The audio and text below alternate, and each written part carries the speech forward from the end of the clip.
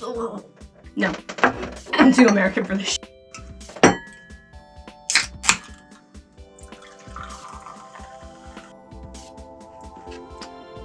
Much better.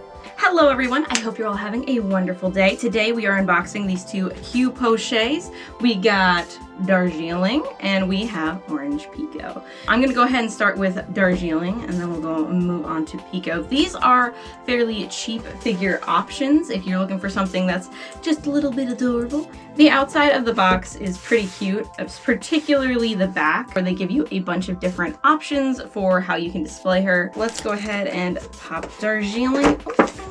You can usually get them for 15 bucks and under if you buy them used. Here she is in the blister. You get 2 face plates, a tank, and some extra hands, as well as a stand, which hopefully the stand doesn't suck. When I opened up my Cu-Poches of anchovy, carpaccio, and pepperoni, yeah, we had some issues with some of the stands, but hopefully that was just because I bought them used, and this time we don't have any problems. Similar to Figma, they come with these little pouches you can use for all the extra pieces, and it comes with some directions in case you need help assembling her or want to see some other options. I am noticing down here it looks like they say you can glue the feet if you have issues, so I'm guessing the magnets on the feet might be a bigger issue and they knew about it and they were like, well, here you go, here's directions, you're allowed, we allow you to glue them.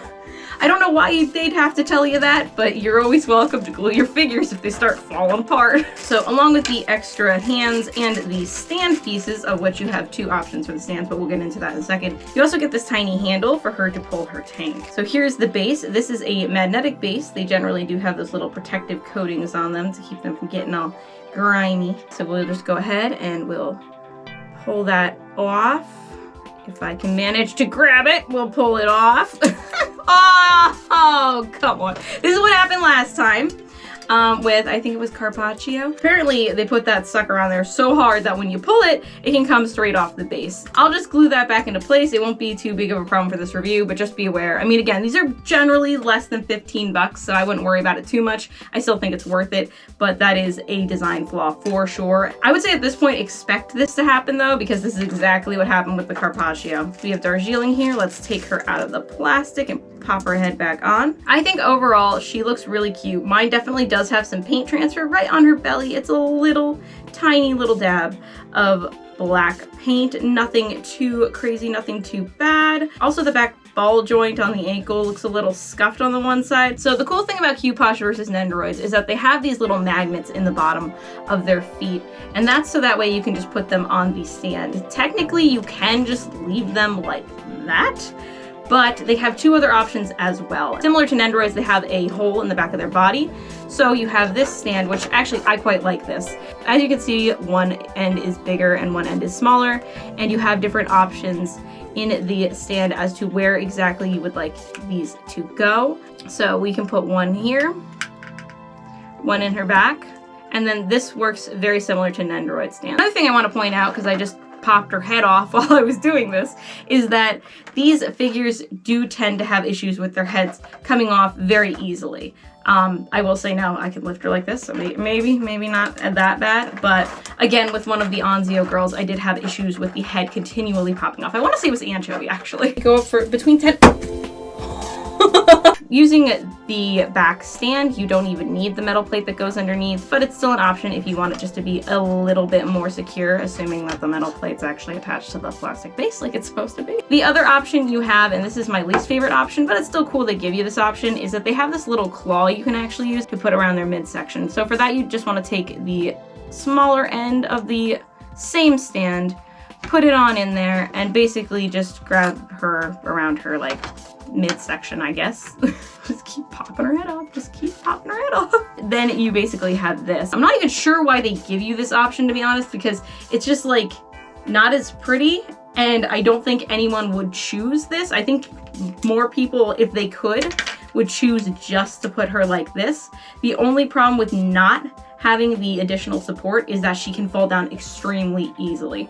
So even if I just go like that, I mean, I technically she took the base with her, so. But I know from previous experience that if you move them around a little bit without the extra support, they will just fall straight to the ground.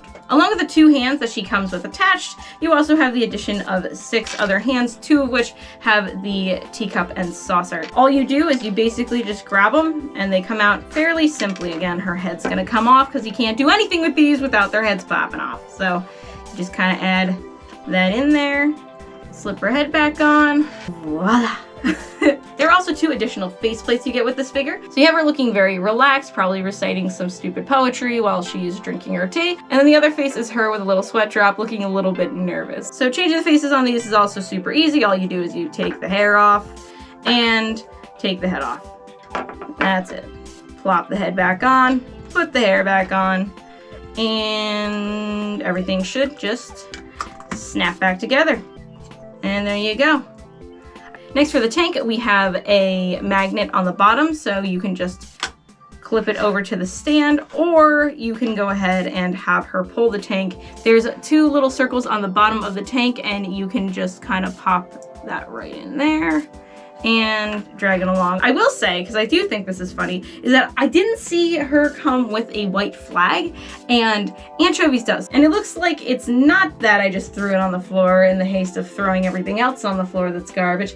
She's not actually got a white flag with her, according to the directions. She doesn't come with one. So I guess if you wanted that piece, you'd have to get one of the Cu-Poches that come with that. And to my knowledge, the only other ones that I've opened were the Anzio girls, and I know Anchovy has it. So if you're gonna get Anchovy, you're gonna get the white flag. But if you want Darjeeling, you're not going to have that.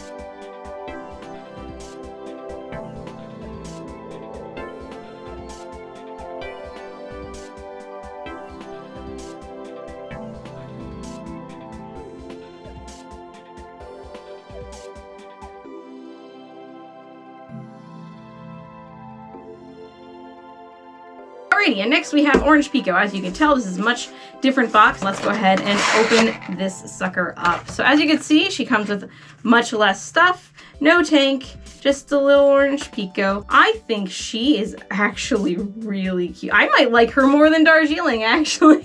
Again, we have a bunch of directions, which are basically going to tell us the same thing as the Darjeeling ones. We get a nice baggie. Alright, so let's see how her base...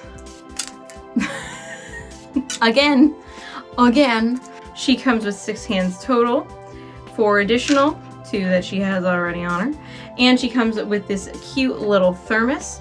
I like the beveled edges on the spout of it. I think that's really cute. Her normal face is a little smile, little smirk, looks very cute.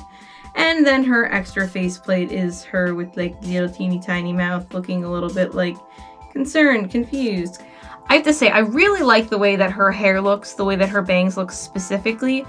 The amount of detailing in them, not from like shading or anything special like that, but just from the sculpt in general, I really think the detail here is great. Same with the braids in the back, just like with Darjeeling, switching out the hands, you just pull them out.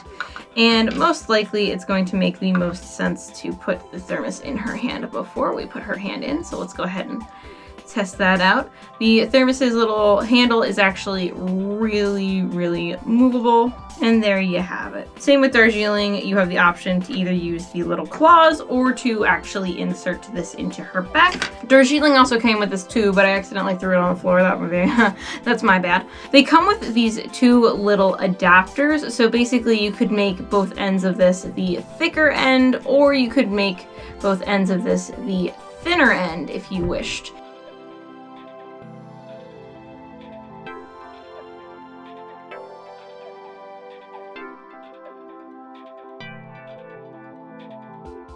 So overall, I'm very impressed with this Cu-Poche line just in general. I know that it's like, oh, but the bases kind of suck, and yes, admittedly they do, but also it's not the end of the world. As you can see, even without repairing them, they still work. Obviously, I will end up actually gluing them, but for now there isn't that much of a difference just having them stand like that, and this is without them having any of the back pieces to hold them up. I think the Cu-Poche are very underrated. I don't see a lot of people opening these, at least the people that I watch tend to not open these up.